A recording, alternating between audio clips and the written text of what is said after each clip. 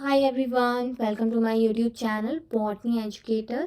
और आज हम जो है एक स्पेशल रिक्वेस्ट आई है मेरे पास कि पेरिस्टोम जो है उसका डेवलपमेंट बताइए। तो कैप्सूल फ्यूनेरिया का और उसका पेरिस्टोम जो इसके अंदर एक प्रेजेंट स्ट्रक्चर है फ्यूनेरिया के, उसके बारे में मैं बताऊंगी। अगर आपको और भी कुछ अगर पढ़ना है तो आप मेरे को बता सकते हैं कमेंट करके। तो आज हम जो है फ्यूनेरिया ले रहे हैं। वैसे मैं जो है एल्गी पढ़ा चुकी हूँ और फंजाई हम लोग ले रहे हैं, तो फंजाई के टॉपिक्स में अब मैं कराऊंगी। तो आप मेरे चैनल पे बने रहिए। आज हम जो है इसके फ्यूनेरिया के कैप्सूल और उसके पेरिस्टोम के बारे में बात करेंगे। तो स्पोरोफाइट पहले तो समझ लेते हैं कि फ्यूनेरिया क्या चीज़ है। तो फ्यूनेरिया जो है ये एक ब्रायोफाइट है। ब्रायोफाइट्स में क्या होता है, प्लांट बॉडी जो है गैमेटोफाइट और स्पोरोफाइट में डिफरेंशिएटेड रहती है। तो इसकी जो मेन प्लांट बॉडी है वो गैमेटोफिटिक रहेगी और बाद में आगे चल के इसमें एक स्पोरोफाइट डेवलप होता है, जिसमें स्पोरोफाइट 3 पार्ट्स में डिफरेंशिएटेड होता है, फुट, सीटा और कैप्सूल में। फुट जो है वो सोलन पार्ट होता है नीचे की तरफ, जो कि बेसल स्ट्रक्चर है, जो कि पैरेनकाइमेटिक सेल से बना हुआ होगा। और ये नरिशमेंट एब्सॉर्ब करने में काम में आता है गैमेटोफाइट से, क्योंकि ये गैमेटोफाइट से बना है तो गैमेटोफाइट पे ही ये लगा रहता है। मगर गैमेटोफाइट्स पे लगा रहेगा और वहाँ से जो है न्यूट्रिशन जो भी एब्सॉर्ब करने में मदद करेगा। फिर इसका सीटा तो जो एक एलोंगेटेड सा स्ट्रक्चर रहेगा जो कि इसको फूड एब्जॉर्ब करने में मदद करेगा। तो डायग्राम में अपन देख सकते हैं कि नीचे की तरफ जो है ये जो है कैप्सूल का स्ट्रक्चर है, नीचे की तरफ इसमें जो है सीटा का स्ट्रक्चर है, जो ये हल्की सी नेक जैसी दिखाई दे रही है आपको। ये यहाँ पे सीटा है, ये जो है ये वाला स्ट्रक्चर है, ये नीचे की तरफ जाएगा और यहाँ पर सीटा प्रेजेंट होगा। तो सीटा जो है वो फुट और कैप्सूल को जोड़ने का काम कर रहा है। यहाँ पर जो है थिक सेल्स प्रेजेंट होंगी कॉर्टेक्स में, और सेंट्रल सिलेंडर प्रेजेंट होगा जिसमें थिन एलोंगेटेड सेल्स प्रेजेंट होगी, और ये फूड और वाटर को कैरी करने का काम करता है फुट से कैप्सूल तक। कैप्सूल जो है इसका अपर पार्ट है जहाँ पर स्पोर्स प्रेजेंट होंगे, ठीक है। तो ये जो है ये वाला जो स्ट्रक्चर है ये अपन देख रहे हैं, ये कैप्सूल है इसका ऊपर का। ये जो ये वाला स्ट्रक्चर है ये पूरा इसका स्पोर है, कैप्सूल है ये इसका, ठीक है। तो अब कैप्सूल को अगर अपन एनलार्ज फॉर्म में देखें तो ये इसमें जो है एक नीचे जो स्ट्रक्चर प्रेजेंट होता है इसको हम स्ट्रेल पार्ट कहते हैं, जो कि कैप्सूल और सीटा को कनेक्ट करके रखता है, इसको हम एपोफाइसिस कहते हैं। मिडिल पार्ट जो है एपोफाइसिस और ओपिकुलर रीजन होता है, जिसमें कोलुमेला, स्पोरसेक और एयर स्पेसेस प्रेजेंट रहते हैं। तो इसमें सबसे बाहर अपन देखें तो यहाँ पर जो है सबसे अंदर की तरफ जो है यहाँ पे कोलुमेला प्रेजेंट है, उसके बाहर जो है यहाँ पर स्पोर सेक्स प्रेजेंट है, और सबसे बाहर की अगर अपन यहाँ पे देखें अंदर से कलर चेंज कर लेते हैं अपन, यहाँ पर तो कोलुमेला हो गया। फिर कोलुमेला के बाहर की तरफ यहाँ पर जो है एयर चैम्बर्स हो गए, और एयर चैम्बर्स के जस्ट बीच में यहाँ पर जो है स्पोर सेक्स प्रेजेंट होते हैं। यहाँ पर जो है स्पोर सेक प्रेजेंट होंगे, यहाँ पर स्पोर सेक प्रेजेंट होंगे, यहाँ पर स्पोर्स बनेंगे, ठीक है। तो यहाँ पर स्पोर्स बनते हैं। अब अपन ने कहा कि इसमें ओपरकुलम और पेरिस्टोम कहाँ प्रेजेंट होंगे। क्वेश्चन ये था कि पेरिस्टोम कैसे बनता है और पेरिस्टोम क्या होता है।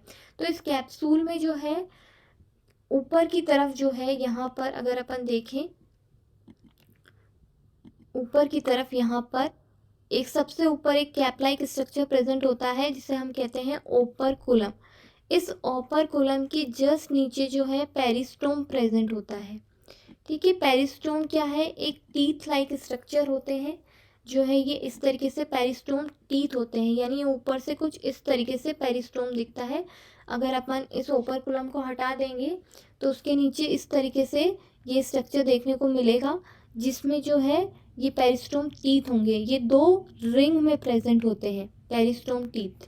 तो जब भी कैप्सूल फटेगा और स्पोर बाहर आएंगे, क्योंकि अपने स्पोर्स फॉर्म हो रहे हैं यहाँ पे, तो ओपरकुलम तो हट जाएगा और ये पेरिस्टोम टीथ जो है भी ओपन अप होंगे और ये ओपन अप होके स्पोर्स की डिस्पर्सल में हेल्प करते हैं। तो अब इनका डेवलपमेंट कैसे होता है, तो इसमें क्या होता है, जो अपना कैप्सूल है इसके अंदर दो टाइप की लेयर्स प्रेजेंट होती है, एक एंडोथीशियम और एक एम्फीथीशियम। तो ये डिफ्रेंशिएटेड होती हैं, बाहर वाली जो है एम्फीथीशियम और अंदर वाली एंडोथीशियम, ये जो है दोनों ही लेयर्स जो है डिफ्रेंशिएट करती हैं और डिफ्रेंशिएट करके काफ़ी सारी रिंग लाइक स्ट्रक्चर बना देती हैं इस तरीके से। तो अगर अपन देखें तो एंडोथीशियम है और एम्फीथीशियम है, तो ये जो है डेवलप कर रही हैं। और अपन क्योंकि पेरिस्टोम और ओपर्कुलम की बात कर रहे हैं, तो अगर आप देखें कि एम्फीथीशियम जो है वो डेवलप करता है जब अपन को कैप्सूल में पेरिस्टोम का डेवलपमेंट करना होता है। तो इसमें मैंने लिखा है, देखिए, peristome in Funaria is develop from 3 inner rings of amphithecium in operculum region. ठीक है, तो 3 रिंग्स का बना हुआ होगा और ये किससे डेवलप होगा, तो एम्फीथीशियम, जो एम्फीथीशियम है बाहर वाला, इससे डेवलप होगा। ये अंदर वाले से जो है एंडोथीशियम से, तो जो है ये जो है डेवलपमेंट में अलग तरीके से पार्ट ले रहा है। एंडोथीशियम जो है कॉलम लेला और इस टाइप का स्ट्रक्चर बना रहा है, वहीं जो एम्फीथीशियम है वो जो है डेवलप कर रहा है अंदर वाला स्ट्रक्चर। तो वहाँ पे स्पोर सेक्स, ट्रेबिकुलाई ये बनेंगे अंदर की तरफ, और सबसे बाहर की तरफ जो है, जहाँ ऊपर वाली लेयर है बिल्कुल ही बाहर, वहाँ पर जो है एपिकल रीजन में, apical region of capsule cell में क्या बनेगा, पेरिस्टोम और ओपर्कुलम, किसकी मदद से, एम्फीथीशियम की। तो एम्फीथीशियम की फर्स्ट लेयर जो है, फर्स्ट रिंग जो है वो 32 सेल्स की होती है, सेकंड रिंग जो है 16 सेल की होगी, और थर्ड रिंग जो है वो भी 32 सेल की होगी। तो सबसे बाहर वाली जो 32 सेल्स की है वो बनाएगी इनर पेरिस्टोम लेयर, सेकंड बनाएगी मिडल पेरिस्टोम लेयर, और थर्ड बनाएगी आउटर पेरिस्टोम लेयर। तो पर मैंने दोबारा भी लिख रखा है कि जो फर्स्ट रिंग है इसमें 8 सेल होंगी और ये एंटी क्लीनर डिवीज़न करके 32 सेल की स्ट्रक्चर बना देंगी और ये इनर पेरिस्टोम लेयर बनाएंगी। सेकंड रिंग जो है फिर डिफ्रेंशिएट करेंगी और मिडिल पेरिस्टोम लेयर बनाएगी। अब इसमें जो है फर्दर कोई डिवीज़न नहीं होता, ये मिडिल लेयर बना देती है। थर्ड रिंग जो है ये भी 32 सेल्स की होगी और आउटर पेरिस्टोम लेयर बनाएगी। तो कुछ इस तरीके से इसमें डिफ्रेंसिएशन होगा, तो कुछ इस तरीके से पेरिस्टोम डिवाइड करती है। वैसे ही फोर्थ रिंग, फिफ्थ रिंग और सिक्स्थ रिंग, आप देख सकते हैं इसमें फर्स्ट रिंग, सेकेंड रिंग तक, थर्ड रिंग तक दिखा रखा है, और ये फोर्थ और फिफ्थ भी बनी हुई है। तो फर्स्ट, सेकंड, थर्ड तो जो है अंदर वाली जो 3 है ये तो पेरिस्टोम बना रही हैं, और बाहर की जो 2 है, फोर्थ और फिफ्थ, वो बनाएंगी ओपर्कुलम। तो यहाँ पर जो है इनर लेयर और आउटर लेयर ओपर्कुलम की, तो सबसे बाहर ओपर्कुलम होता है और उसके जस्ट नीचे जो है पेरिस्टोम प्रेजेंट होता है।